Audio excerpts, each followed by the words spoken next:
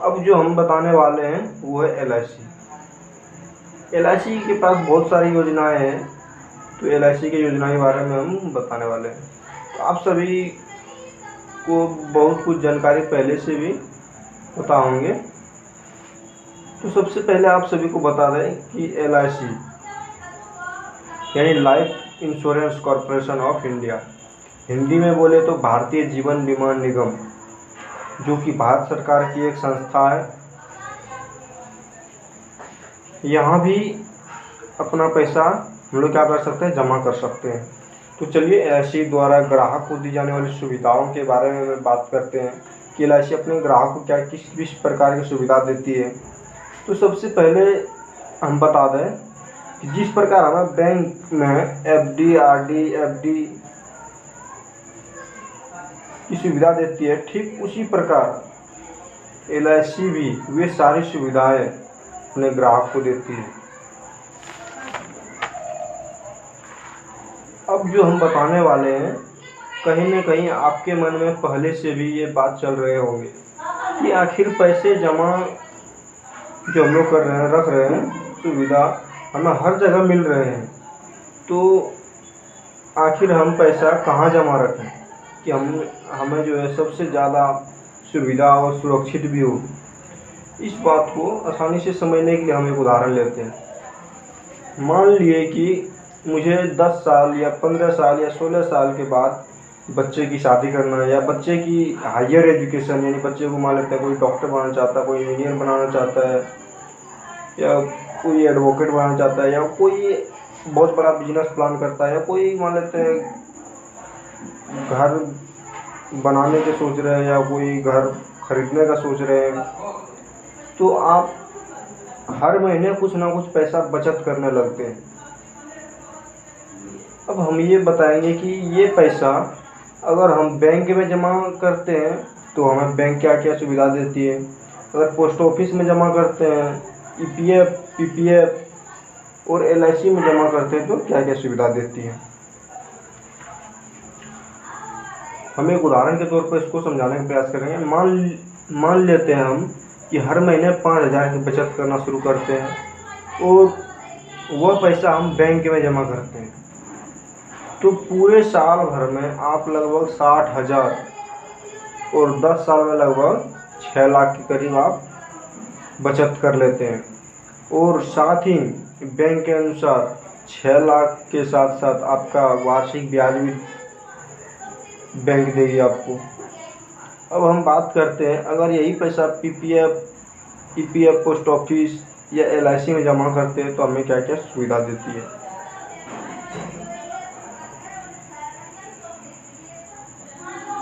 वैसे तो अगर बात करते हैं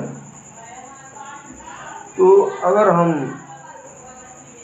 सिर्फ पैसे की बात करें तो PPF, EPF, पोस्ट ऑफिस या LIC की बात करते हैं तो हमें लगभग जो है कहीं भी किसी भी तरह की तुलना करें तो लगभग हम सभी को क्या है, एक बराबर ही रिटर्न मिलता है, थोड़ा बहुत का फर्क होता है। अब आपके मन में सवाल आ रहे होंगे कि अगर सब हमें बराबर ही पैसा दे रहे हैं तो पैसा कहीं भी जमा रख सकते हैं, इसमें क्या दिक्कत।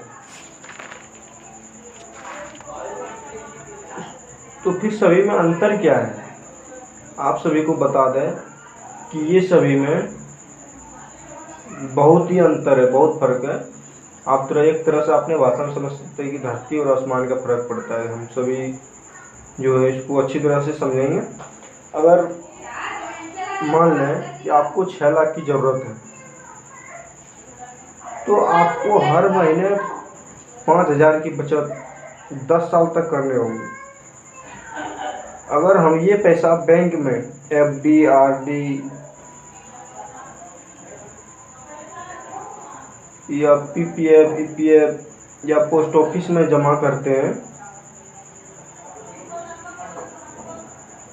और 10 साल पहले भगवान न करे हमारे साथ कुछ ऐसे घटना हो जाए, या कोई गंभीर बीमारी हो जाए, या एक्सीडेंटल केस हो जाए, कुछ भी किसी तरह की कोई बड़ी समस्या अगर हमारे साथ घट जाती है, कुछ हो जाती है, उस कंडीशन में क्या होता है, हम जो है पैसा जो है पूरे 10 साल तक जमा नहीं कर पाते हैं। तो ये सभी जो बैंक है, पोस्ट ऑफिस है, ईपीएफ पीपीएफ जो भी है सब, आप जितना पैसा जमा किए हैं वो पैसा और जितने टाइम तक आप जमा किए हैं दोनों का जितना जमा किया उस पर जितना ब्याज बनता है वो पैसा क्या करती है, वापस कर देती है। लेकिन आपने जिस काम के लिए सोचा था कि हमको बच्चे के हायर एजुकेशन यानी बच्चे को डॉक्टर बनाना है या इंजीनियर बनाना है या हमको कोई मकान खरीदना है या कोई बिजनेस करना है, वो संभव हो पाएगा? नहीं। क्योंकि मान लेते हैं कि आपने 1 साल जमा किए, आपने जो पैसा जमा किया 1 ही साल के लिए जमा किया, अभी 1 साल में आप कितना जमा कर सकते हैं? अगर हो सकता है आपने 1 ही महीना जमा किया हो अभी, ये भी तो हो सकता है ना। और आपके साथ कुछ ऐसी घटना हो जाती है तो आप ही बताइए कि आपके अगर मान लेते आप 5,000 का किस्त भरते हैं या 5,000 हर महीने बचत करते हैं और आपके साथ अभी 1 ही किस्त जमा की और आपके साथ अगर कुछ हो जाता है, क्या ये आपके 5,000 से आपने और आपके परिवार ने जो सपना देखा था वो पूरा हो जाएगा?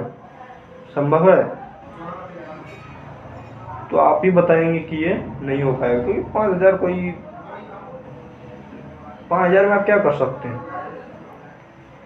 लेकिन यहाँ पे बहुत बड़ी बात है, लेकिन अगर वही पैसा आप अगर LIC में जमा करते हैं तो आप सभी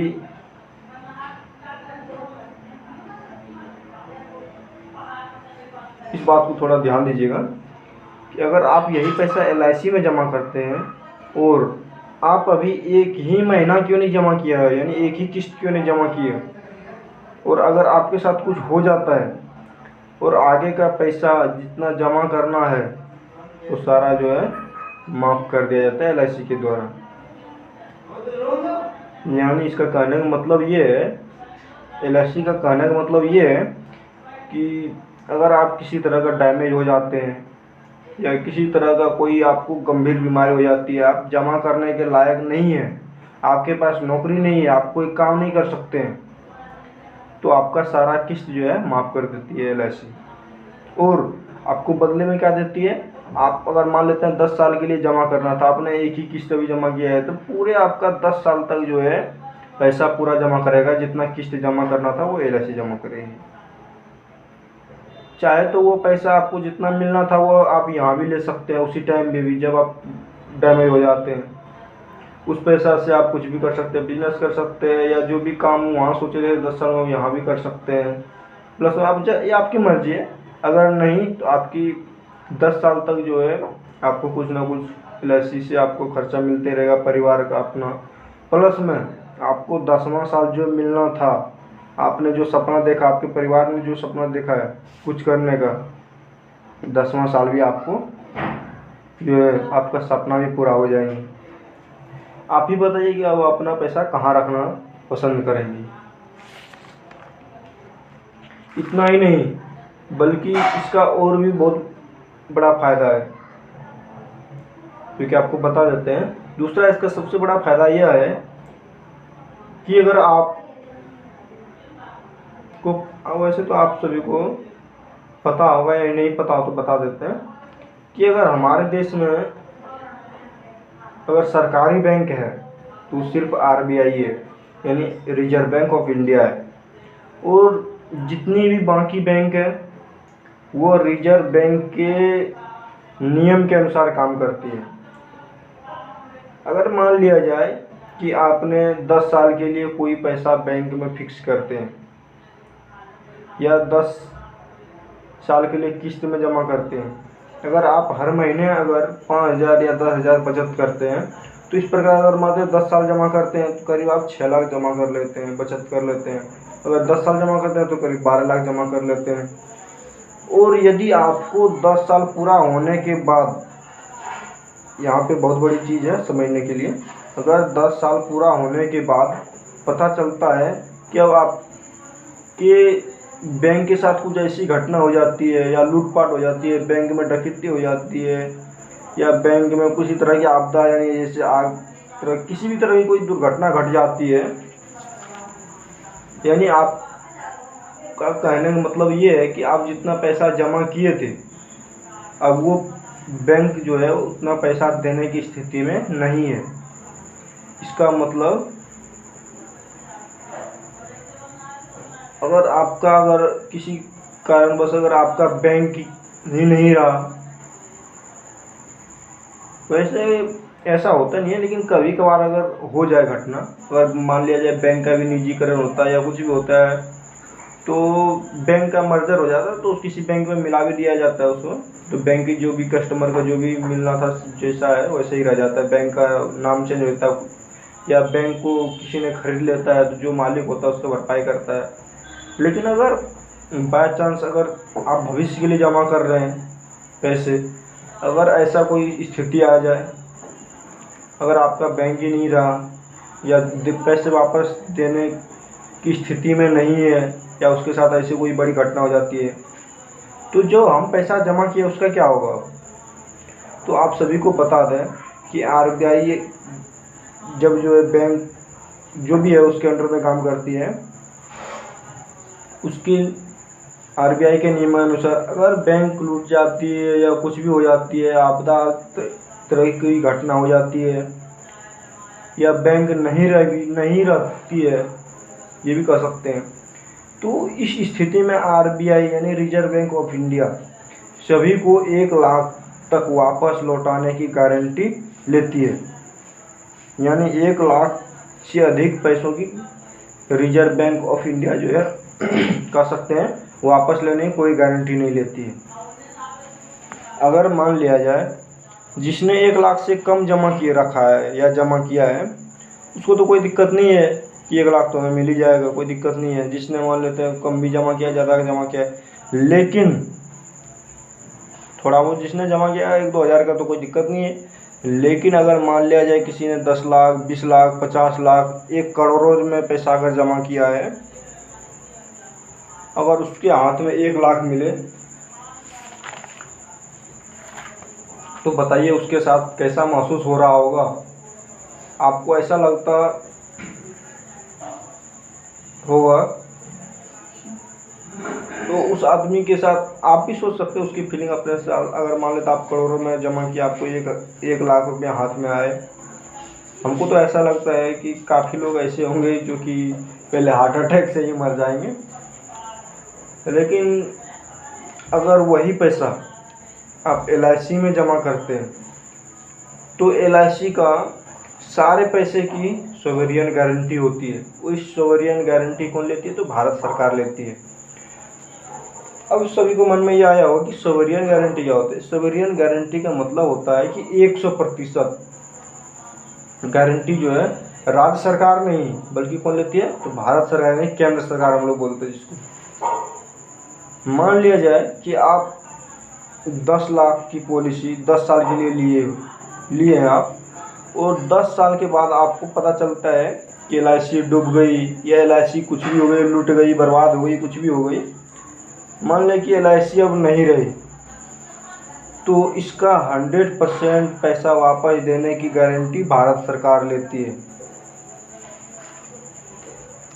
इसका एक और सबसे बड़ा फ़ायदा ये है कि LIC में आपका जो भी पैसा वापसी मिलता है, यानी जिस तरह मान कोई 10 साल के लिए पॉलिसी लेता है तो जिस टाइम उसको 10 साल पूरा हो जाता है, उसको किसी को 10 लाख 20 लाख 50 लाख करोड़ों में पॉलिसी लेता है तो उसका जो है किसी भी तरह का टैक्स नहीं कटता है। लेकिन वही हम अगर बैंक की बात करें तो बैंक में बहुत तरह के चार्जेस कटते हैं। Mobile facility charge, transaction charge, ये वो फाइल दुनिया से बाहर चार्ज कटते हैं।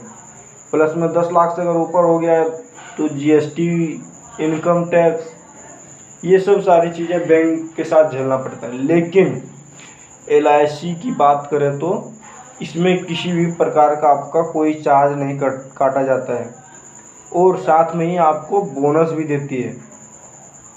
अब आप ही बताइए कि अब अपना पैसा कहाँ रखना पसंद करेंगे, क्योंकि आपका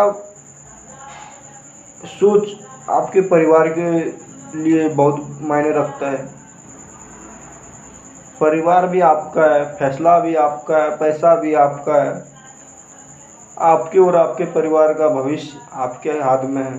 अब जैसा आपकी सोच है, मेरा काम तो सिर्फ इसके बारे में थोड़ा जहाँ तक हो सके जानकारी देना है।